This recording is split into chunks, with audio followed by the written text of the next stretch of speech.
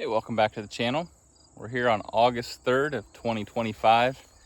Kind of wanted to take you through our orchard here a little bit, kind of show you some of the pears. The apples didn't really do too much. Peaches really didn't do too much. We had one peach on our Saturn peach, and it's one of those flat, round ones. And I've been digging through the dirt, so don't mind the hands. I was going to show you our Starkling Delicious pear tree.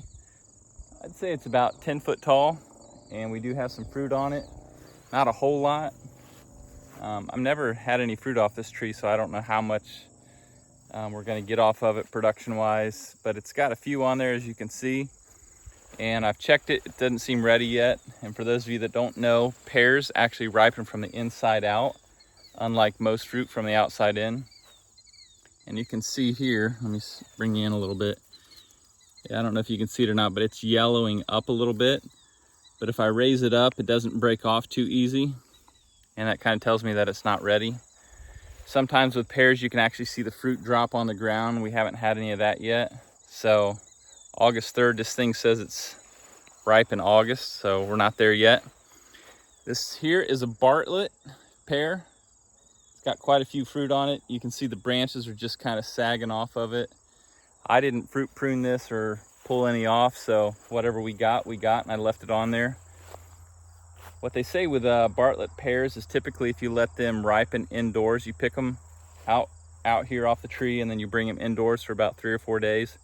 They'll ripen on your counters, and they'll have a yellowish look to them, and they'll taste pretty good. So you can tell it's not ready either. Quite a bit of production, but this is what I wanted to show you. The Chojuro. It's an Asian pear. You can see this isn't a very big tree. It was planted, all these trees were planted in 2018, 2019. So not the greatest soil conditions, but you can tell it's actually trying to do well this year. It's had had a lot of flowers. And you can see a lot of them got pollinated. We had a cold frost come in late, but it actually didn't affect this tree too much. Check this out. They also call this an apple pear. I don't know if you can see it. They say it's supposed to taste a little bit like a butterscotch taste to it. I don't know yet because I haven't tasted it. I would say there's probably over 100 fruit on this tree. And they call it an apple pear because it looks kind of like an apple. It's round. You can see they're not super big. Let's see if I can get out of the shade here. And they'll actually yellow it up a little bit and actually turn an orange color. It's hot out here. Don't mind the bald head. And look at this though. Quite a bit of fruit on this tree. It almost looks like it's decorated for Christmas. And so I'm excited about this one. It's got supposedly a little bit of spice, a little bit of butterscotch flavor to it. But there's fruit all around this tree, and it's actually held up really, really well. Next one over here is a Seckel pear, or they also call it a candy pear or sugar pear, because the fruit's supposed to taste super, super sweet. But this pear doesn't get very big, but we actually had fruit on this for the first time this year to actually hold the fruit.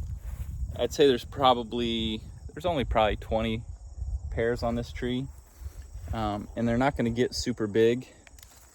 Well, knock that one off. Guess that's a keeper. But yeah, it's probably not going to ripen. If nothing else, I save that branch from breaking. That's what I tell myself. But anyway, yeah, I'm kind of excited about this tree too. They say they're smaller pears, so they fit in the hand of a small child. It's supposed to be super sweet. Never had them, but I'm looking forward to it. And then I've got one over here, another Bartlett. And this tree, I believe, was planted in 2019. This tree is not big at all, 10 foot tall, and I try to prune my trees off so that I don't have to get a stepladder or anything like that. But this tree probably has 75 pears on it. And I mean, these pears, like, look at this. That is a large pear for this little tree. That's huge. And this tree is loaded with fruit. And the branches, you can tell, are sagging. So any winds we get, I'm kind of concerned about the branches breaking off. But there's so much load on these branches. And I probably should have pruned some of these fruit off so that we don't have any branches break. And that's a lesson I'll probably learn for the years to come. I did not expect this tree to hold as much fruit as it did. So yeah, quite a bit of fruit on that tree. So not the year so much for apples or peaches for us. We did get apples, but not as many as we were hoping.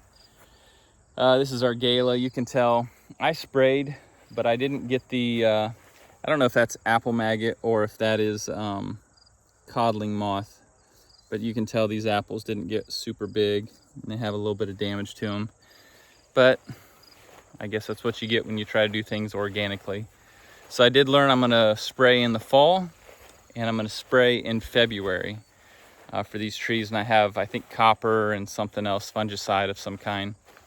And I'll probably spray them a few times throughout the growing season, but definitely not when they're flowering because I don't wanna chase the bees off or hurt the bees in any way. So yeah, anyway, that's a quick run through, but I wanted to show you the prizes this year are gonna be on the pear trees. So hope your trees are doing well. Thanks for checking in, and maybe we'll show you what the harvest looks like. We'll see ya.